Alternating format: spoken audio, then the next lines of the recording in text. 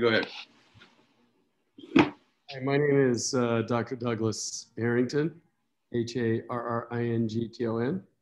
and I am the chairman of the Guard-Heart Foundation, which is a not-for-profit 501c3, which is dedicated to helping people better understand how to improve their health. Dr. Harrington, I appreciate you taking the time, my man. How are you? I'm good. I'm sitting here in Newport Beach. All my friends are in there watching some debate. And some debate? Yeah. Wonder which one that is. I don't know. You know, it's one of those strange things. You know, it's really nice. I'm enjoying being not in there. So I can only bet. No one's fighting yet, are they? Not from what I can see.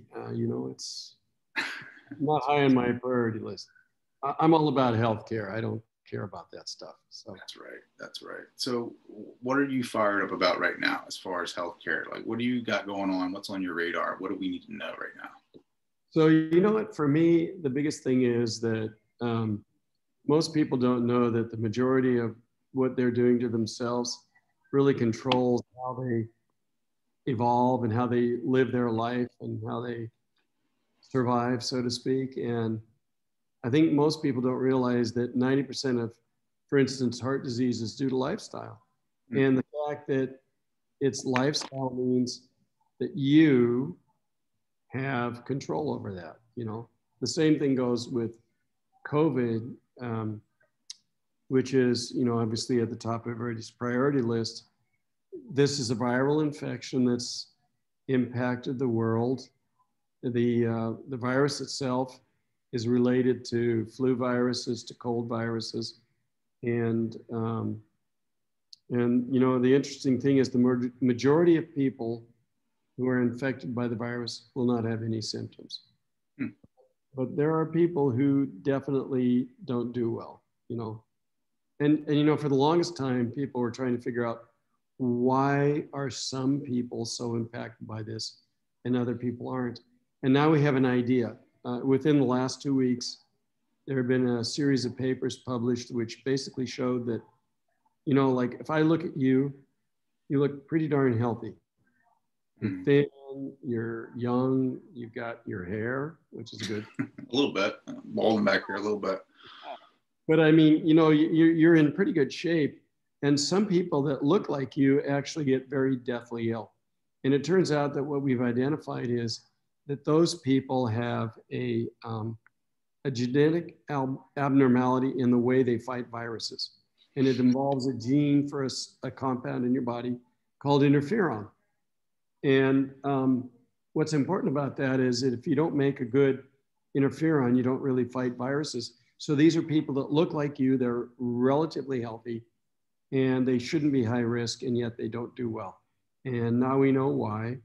And then there's another group of people who actually make antibodies, which are supposed to protect your body, but they make antibodies to interferon. And 94% of those are male. So, you know, I think we can explain the people that don't do well with this virus and those people with comorbidities like diabetes, heart disease, those sorts of things. That's very explainable. But at the end of the day, the actual death rate from COVID is relatively low, but it is not something that you should take lightly. And so COVID is obviously at the top of our list in terms of things that we are looking at, you know, sure. We should be considered. So heart disease, right? Like you said, we are directly correlated with that. I'm assuming diet, lifestyle choices, you know, partying, not getting out enough, walking. Is that right? Like, I mean, do we need to be doing all of those things, like eating right, exercising? I mean, is that all directly correlated with heart disease? Well, yeah. So like, you know, the interesting thing about the COVID virus is that in order for it to get into your body, it needs to bind to a receptor called the ACE2 receptor. ACE2 is involved in the regulation of your blood pressure. And it turns out that the majority of tissues in your body that have that receptor are in the lining of your arteries. So if you think about the symptoms that people get with COVID, and the things that are very severe for these people. It's young people less than 50 who are having heart attacks and strokes. The problem with your lungs, your liver, your kidneys, your heart, your brain, it's because the virus likes the arteries. And the arteries feed your brain and all those organs I just mentioned. And at the end of the day, if we can figure out how to protect the lining of your arteries, you're actually in a situation to protect your body from the ravages of that virus. Now, when it relates to heart disease, the underwriting cause of most of heart disease, and we're talking about people that get heart attacks, that sort of thing, is really related to damage to the lining of your arteries, okay? And I think most people on your show have probably heard about free radicals, antioxidants, that sort of thing. Well, it turns out that free radicals are very commonly involved in damaging the lining of your arteries. If you live in a city like Los Angeles, I'm an hour away from Los Angeles, the amount of pollution in the air there basically stimulates free radicals. And your body needs a mechanism to kind of fight that. And your body does have a mechanism to do that. But if you overwhelm your body, you end up in a situation where the damage is not reversible. It continues to progress. And what we try and do is we strive to interfere with the progression of that damage to your arteries, okay? So, and just to be clear, the COVID virus damages your arteries. It damages the lining of your arteries. That is the main pathology of that disease, okay? No, I'll take your word for it. You're the doctor. I know it's bad. Well, how do you, like, as a doctor, but I mean, like, how do you find, like, I mean, where do you go for the research? Like, I mean, I'm just a layman, right? Like, I'm asking you as a doctor, like, where do you go to read up on the new research, the things that are coming up, and new developments, like the treatments? Where do you go for that? Yeah, so, you know, it's a bit of a problem in some ways, because the whole COVID thing has been a little bit politicized. And for me, I'm like agnostic as to where the data comes from, but I like to know that the data is good. And so at the end of the day, what I'd like your listeners to understand is that the virus is like any other virus. It's a coronavirus. And for those of you listening, the cold virus is a coronavirus. Some of the flu viruses are related to the coronavirus. And the bottom line with that is that your body is designed to protect you from infections like the coronavirus. And in doing so, what it does is it generates two different forms of immunity. And the first one involves your T cells. Now, for those of you listening, there are two types of immunity. There's T cells, which attack the virus directly. And then there are B cells, which make antibodies. And you probably heard about serology testing. So the B cells make those. Now, what happens is that if you've had the common cold, and there are 4 varieties, your T cells get primed to fight the coronavirus 19 that we're talking about. So there's a significant number of people out there who have already experienced an infection with a cold, and they have some sort of T cell immunity to it. But the other form, the B cells, make antibodies, and these are like bullets. I call the B cells are guns, and the bullets they make are antibodies, and they attack the virus directly. And the majority of people who are infected with the virus are going to make antibodies to the virus. That converts some level of immunity to your body against the virus. It means that you're less likely to infect other people, and it means you're very unlikely to get reinfected. So, you know, the beauty of all of this is that the majority of people, we're talking 90% plus, are going to do fine. You know, they may get a little bit sick. They're not going to be deathly ill like some of the people. And as I mentioned earlier, the people that get deathly ill may have a genetic abnormality, or they may have comorbidities like diabetes or heart disease or cancer or something, or obesity. These things damage the lining of your arteries. And that is the common denominator for this virus, okay? Wow. Did you ever, I mean, think about your career. Think about the education that you went through. Like, you couldn't have imagined like living through an era like this right now, like that we're living in right now, where you got the election going on, you got, you know, coronavirus, you got people are quarantined, like people don't know where to go for accurate data. I mean, think about that. Like, through your entire career, have you ever seen anything like this? Well, unfortunately, I have. Really? Yeah. So do you remember you're too young. I can tell by looking at you too young. Remember when Gerald Ford was president? I remember reading about him. Yeah. Okay. So I pegged you right there. So when he was president, he inherited a mess. It was called the swine flu. Okay. And at that time, they tried to develop something they called a trivalent vaccine. And I was one of the guinea pigs for the vaccine. Really? I was a medical student. They said, hey, you know what? We'll pay extra you credit. Yeah, no, they'll pay you $25. You come in, you get the vaccine, we'll see how you do, and away you go. So I got the vaccine. It turns out they cultured it on eggs. I'm allergic to eggs. I ended up in National Jewish Hospital in Denver. And, you know, for a week I was there with bleeding lungs, bleeding kidneys, that sort of thing. And at the end of the day, it turns out the swine flu vaccine caused a lot of problems because it was rushed through. So, you know, I've seen other pandemics that were like that. The H1N1 flu in 2009, there were more people infected in a shorter period of time. It infected younger people. But at the end of the day, what it amounts to is that our country has not been well prepared for these pandemics. And we really need, these are like mini pandemics, because in theory, some of the infections that could come could be like Ebola or some of these other more severe viruses.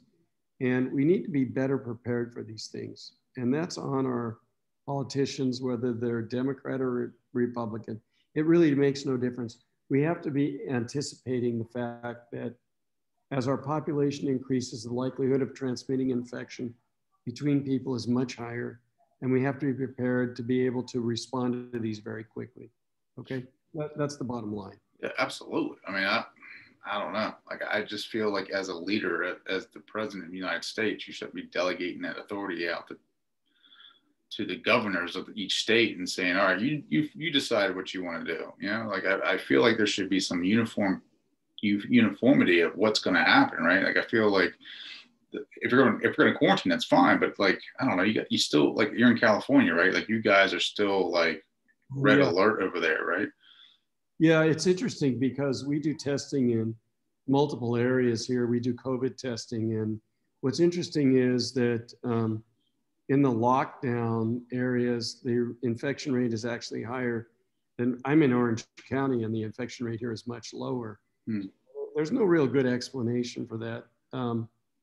But you know, the bottom line is that, and this is really important from my perspective, I want people to understand that at this point in this pandemic, that there is a lot of things to be hopeful for. So for instance, the number of unused respirators is around 42,000 here. The fact that most people are not ending up in the ICU is a huge improvement. We know that some of the older drugs like dexamethasone are reducing the number of people that end up getting in the ICUs, and the number of people actually making it into the hospital are significantly lower. So all of this means that as we've kind of matured in this sort of pandemic, we've learned that there are things that we can do that are not requiring a vaccine, that we can do to really, you know, help people not end up in the hospital and be deathly ill.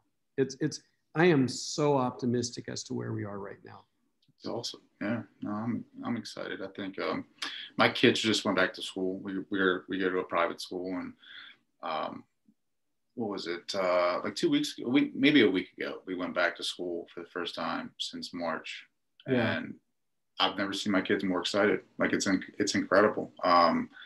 We did, you know, the homeschooling, the distance learning. like that was tough. And I know a lot of parents are feeling that. Like it's tough. So now let me tell you something. All right, go ahead. Well, I have 6 kids. You have 6 kids?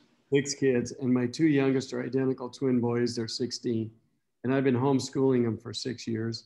So for us, it was not a big change. Sure. But what was interesting is that a lot of their friends were not used to this homeschooling, and they had a very difficult time with it.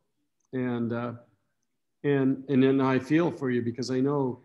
But what really concerns me is that we've seen, and this is just in Orange County, the suicide rate for kids exceeds the death rate for the COVID virus. You know, and that is not right. And it turns out that kids are not going to get sick. They're not going to die for the most part. And actually the latest data coming out of multiple studies is showing that putting kids back to school is not creating super spreader situations. I don't know if you've heard about super spreader situation. No, I haven't.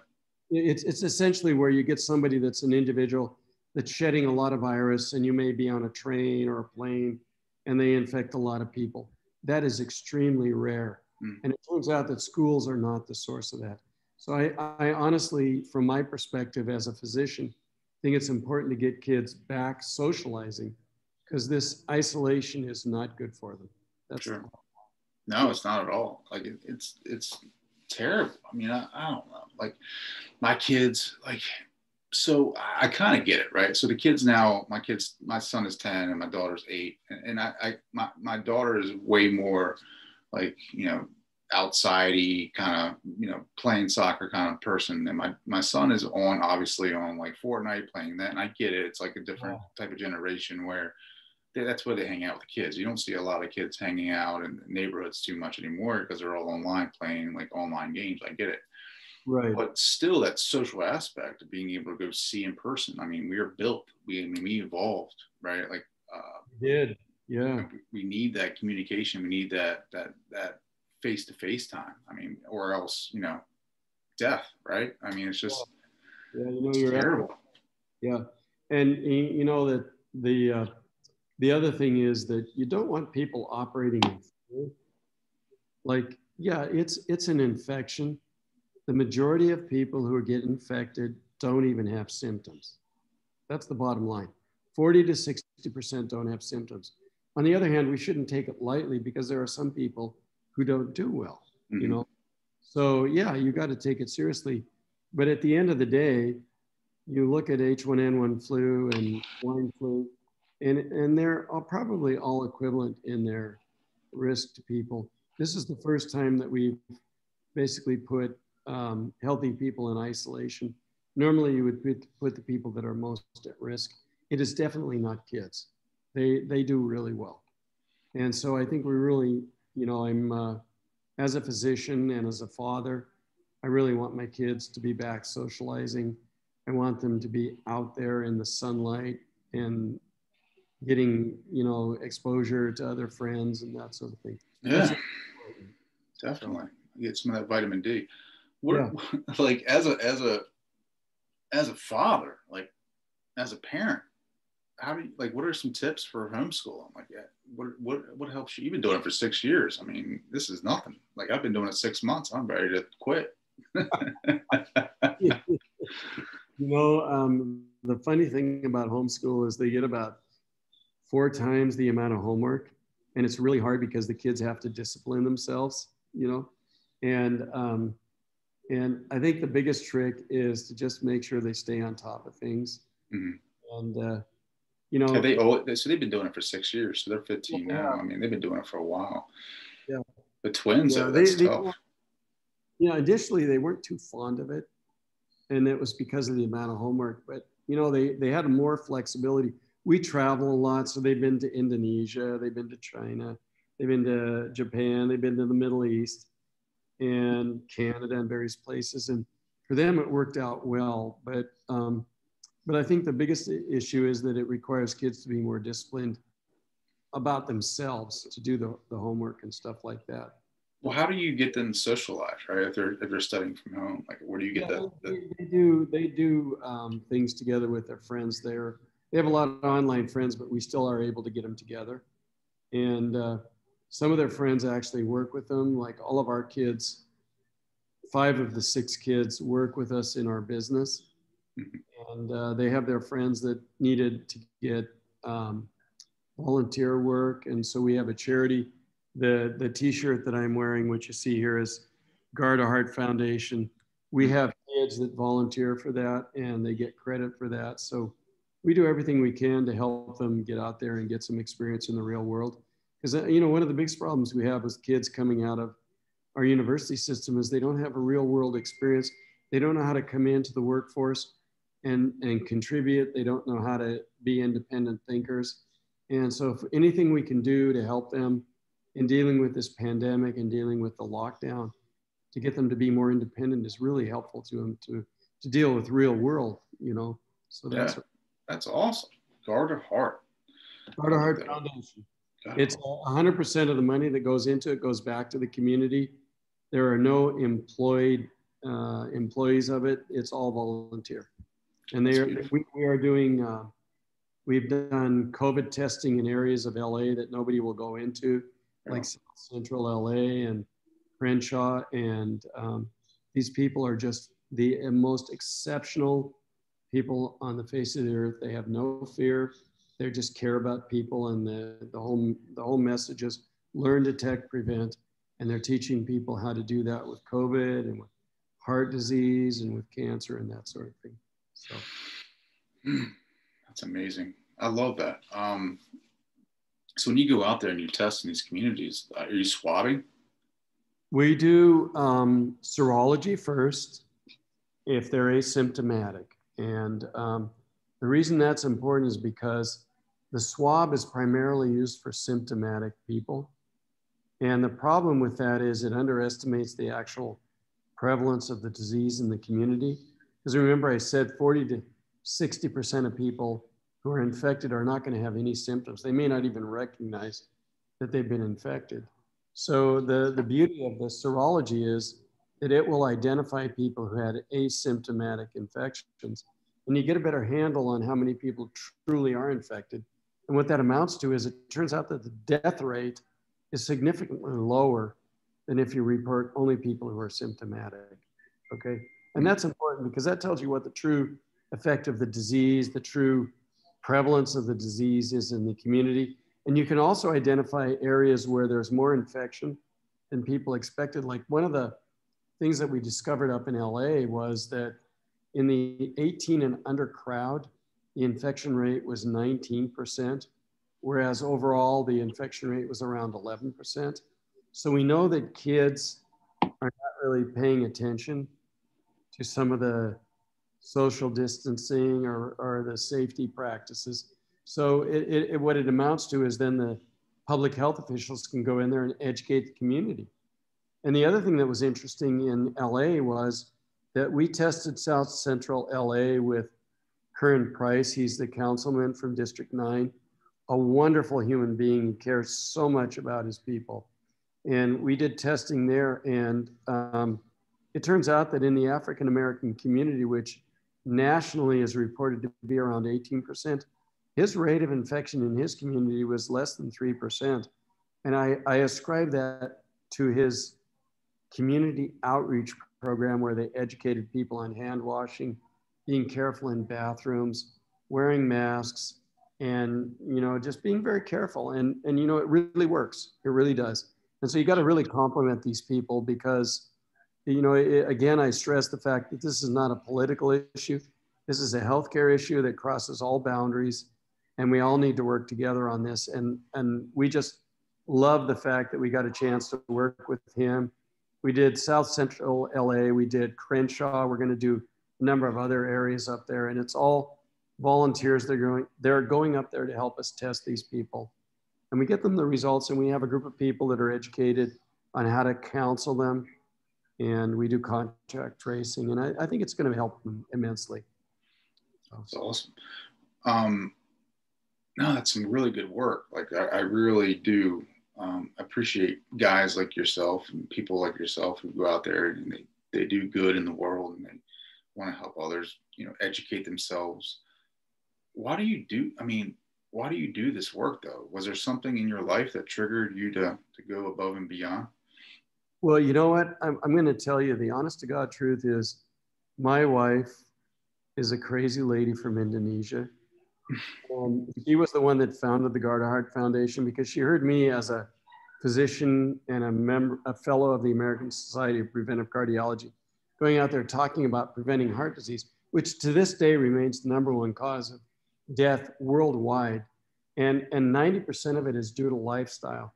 And so she said, you know, this isn't right. It's not about taking drugs. It's about doing the right thing with your life.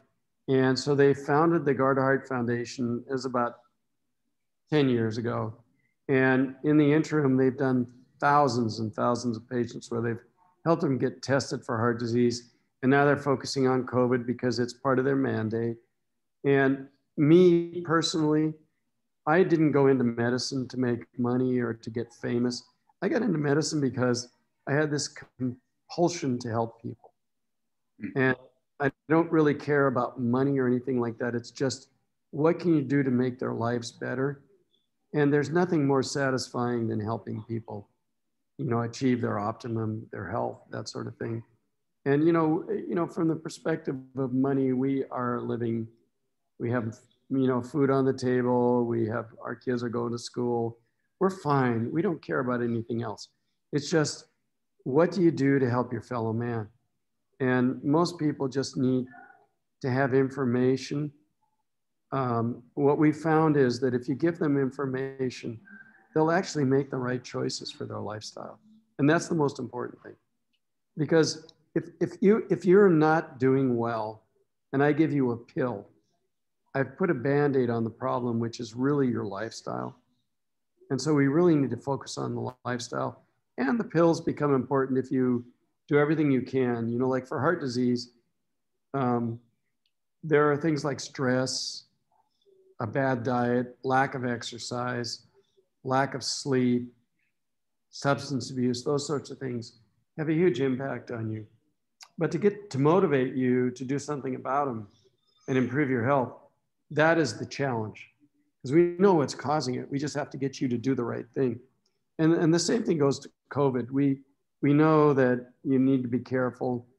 At the end of the day, what we're all striving for is herd immunity. Now, I don't know if you're familiar with that concept, but that means that enough people have an immunity to the virus that it can't jump from person to person. And the good news for your audience is that if you've ever had the common cold, there are 4 varieties that have shown the ability to generate immunity in your T cell system in your body. Now that T cell system does not make antibodies. What it does is these cells directly attack the virus. So in Singapore, they found that 50% of the population had these T cells.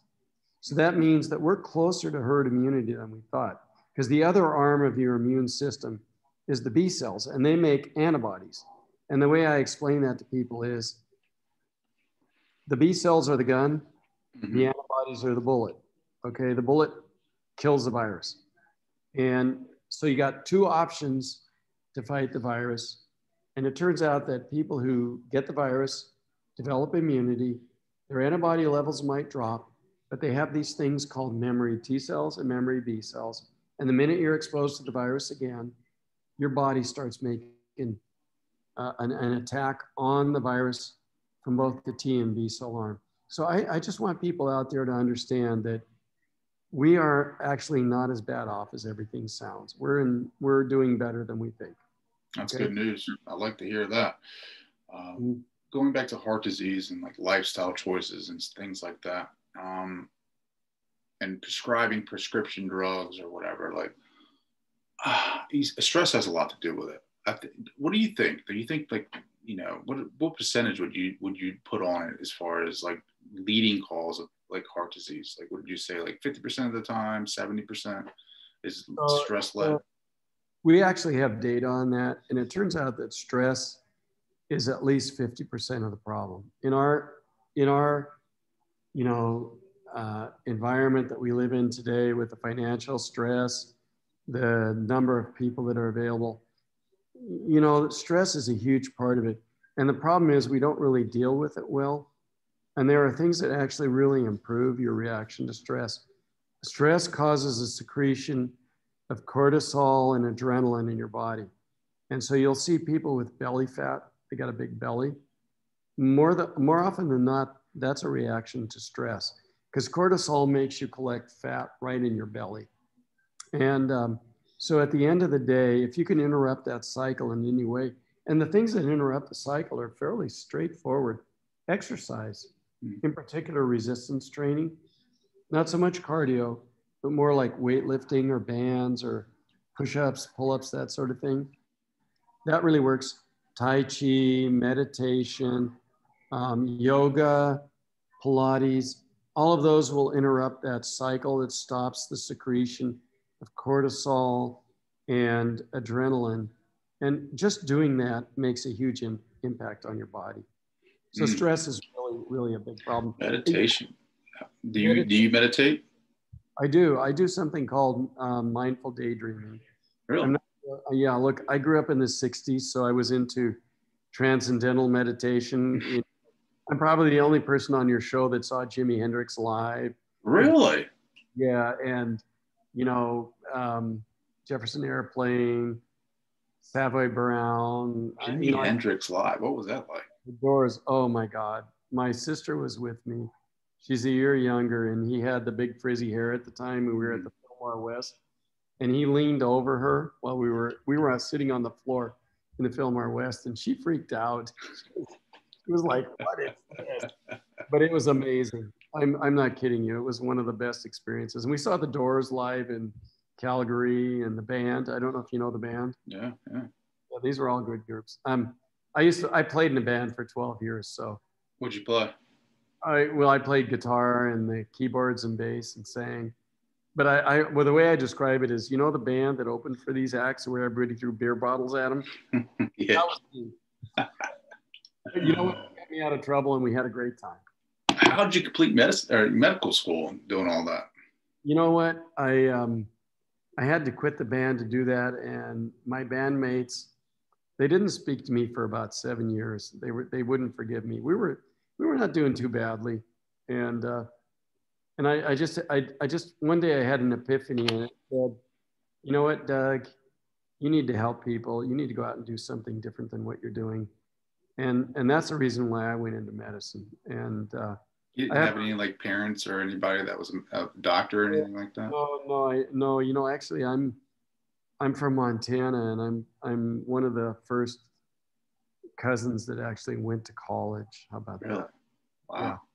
So for me, it was a big deal. And, you know, like when you, in Montana, I grew up in a town of 800 people. And then I grew up on Flathead Lake, which if you go look it up in Montana, it's the northwestern part of Montana. It's the biggest freshwater lake west of the Mississippi. I grew up on the Flathead Indian Reservation. It's the most beautiful spot you can imagine. There's beautiful water, the Mission Mountains, and it's just like God's country. And for me to decide to go to college and leave that was a big deal. And I don't regret it at all. And I'm just really grateful to the experiences that I've had. I've lived in New Zealand, Tonga, Fiji. I worked the Cook Islands, and I've been all over the world doing this sort of thing. And for me, it's just, you meet people in every country, and at the end of the day, what you realize is inherently people are good. Maybe the politics is the problem, but I don't know. Inherently, most people are good. And you need to pick up on that. That's what you need to focus on. I think people get lost in the ego, you know, like they get lost in that. They think that their thoughts are them. Yeah. You know, they identify too much with what society says is right or wrong, right? And in the West, we have a different way of looking at things in the East. And yeah, I think we get caught up in that, you know, stress, a lot of stress in the West. Yeah, and you know, for our family, we're a mixed ethnicity family. My wife is from the East. I'm from the West. and she's Indonesian, she's half Chinese. My kids are all mixed up, and it's a great thing, you know. Yeah. How'd you meet your wife? It's a long story, but I'll make it short. Okay, she was it's an Asian thing. She's Asian, so Asian women don't meet men without having a chaperone. Mm-hmm. In this situation, the chaperone and the target hit it off more than the date, you know. So we just met, and it was like one of those instantaneous things, and it's a beautiful thing. That's awesome. How long ago was that? More than 20 years ago. That's awesome. Yeah, and That's you know, amazing. the most beautiful thing is that, from my perspective, 3 years ago, she was diagnosed with stage 4B colon cancer and given 3 months to live. And she is now sitting in the next room, not looking like a cancer patient. And I treated her. And it's a beautiful thing, because what we did is we did conventional therapy, and we did a mixture of alternative therapy with, for instance, whole plant extract of cannabis, which is marijuana, Mm-hmm. purified CBD, and nutritional supplements to protect her body from the effects of chemo. And you would not believe that she is a stage 4B colon cancer patient who had it 3 years ago. And that's why, you know, from my perspective today, I'm a hard scientist. But now I've had to open my mind up to the fact that you have things like India and China, where they have 5,000 years of observational studies that you can't discount. Yeah. You know, and I always laugh when I hear my colleagues say, I need a double-blind crossover study. Bull. You know what? Do you believe that lung cancer is caused by cigarette smoking? You Do believe I? that? Yeah. I no, I don't believe that. No. Well, the answer is it is true. Lung cancer is caused by cigarette smoking. Let's put it this way, it's a significant risk factor. But there are no double-blind crossover studies demonstrating that. Yet we know that if you smoke, your risk of lung cancer is significantly higher. Okay. So I didn't mean to put you on the spot there. You're good. Like yeah. But my point is that, you know what?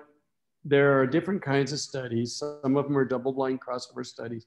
Okay, that's a gold standard. But you cannot ignore observational studies, which is sometimes using the patient as their own control. Okay. Mm-hmm. And so now having been a hard scientist, I'm now more open to, I think the integrative approach to healthcare is really a good thing to do. Because what it amounts to is you listen to the patient. And I will tell you, I'm older, and I've seen maybe hundreds of thousands of patients in my career. At the end of the day, virtually every one of them will tell you what's wrong with them if you listen to them. You just have to listen to them. And they're going to give you all the clues you need to kind of figure out, okay. And I also don't like the disease model. The PULS Cardiac Test, which we have, which is a serum blood test, which is designed to identify people who are at risk of having a heart attack in the next 5 years, is a preventive cardiology test.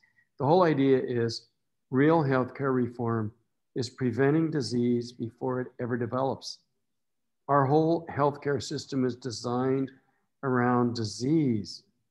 So like you can't even get some tests unless you come in with symptoms. You get my drift? Yeah. So, yeah. So you're always playing catch up, right? You're always playing catch up. You don't want to be there. You want to be ahead of the game. And that's really what we're excited about. And that's why most of the technologies that we're focused on are all designed around, let's find somebody before they get really sick. That's it. Yeah, no, I agree. I agree 100%. It's just tough because like some people, you know, like myself, right? Like I could probably potentially have something wrong. I don't really know anything, right? But it's keeping having those checkups every year, you know, like making sure that I follow up, making sure that I'm doing the things that I need to be doing, you know, living that, you know, being as healthy as I can, you know, like eating, you know, properly, not as much fast food, exercising, resistance training, making sure that I go to, you know, preventative care, right? Going to the dentist, making sure that I go to the eye doctor, make sure that, you know, I do the things that is necessary to keep track of everything. And then if there's something that sticks out, then obviously take care of it. But a lot of people, like, it's mind boggling to me that people like let these things go on for years and not go, not even go to a doctor. Right. Denial is one of the biggest problems in healthcare, where you ignore certain symptoms. You know what I mean? Yeah. But you're a young guy, and the earlier that we catch you, if you have something developing, the more likely we are to cure you. Okay. So, like for cancer, the earlier detection, you have a 10 times greater likelihood of being cured than if we wait until you become symptomatic, which is why we're really enthusiastic about any tests that allow early detection. You know what I mean? Yeah. Yeah. So when your wife, when you guys found that out, like, were you very active in her recovery? Like, were you? Absolutely. I was heavily involved in it. I still am. I, um, I, um, I have a protocol that was developed in Europe that is designed, it's not chemotherapy, it's designed to protect her body from the effects of chemotherapy. So it involves things like squalene, vitamin D, lactoferrin, vitamin B12, these sorts of things that basically protect your body from the effects of chemotherapy. And it's all science driven, it's all evidence based. And the mere fact that she's still here 3 years later is just evidence of the fact that if you do these things, nutrition is a key part of it too, by the way. Sure. A lot of cancer patients, chemotherapy destroys your appetite. You become cachectic, you lose weight. The reason I use an extract of cannabis sativa, which is a marijuana essentially, is that it has two things that it does for you. Number one, it's anti-cancer. And most people don't know this. It's the whole plant extract, not the THC. So there are compounds in hemp and cannabis that are terpenes, polyphenols, flavonoids. These things are anti-cancer. And if you extract the whole plant, then you get the benefit of that. But the other thing is that the THC removes the nausea from the chemotherapy and stimulates your appetite. And so it's like it's a triple whammy in terms of benefit for cancer patients. And you're not taking drugs that are interfering with your body. They actually are helping you fight the cancer.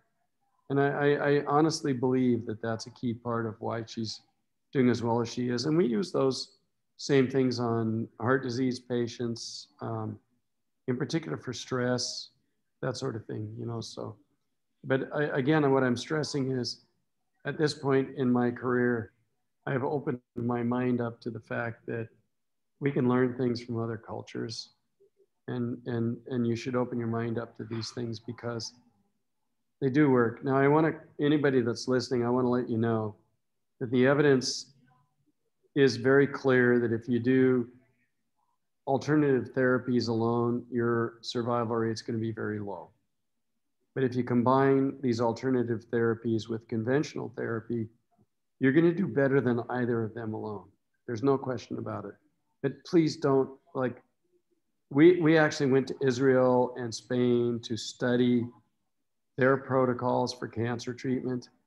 So these are all evidence-based, but you don't want to ignore the traditional chemotherapy and that sort of thing. They work better when you use them in combination with some of these other things. That's really important because a lot of my friends that are involved in studies of these things get a lot of people that come in and they don't want to take chemotherapy.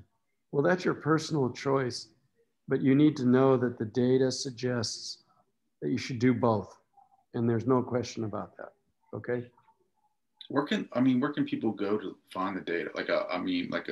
For a person like me, an average guy, and I want to read up more on this. Like, what is a great resource?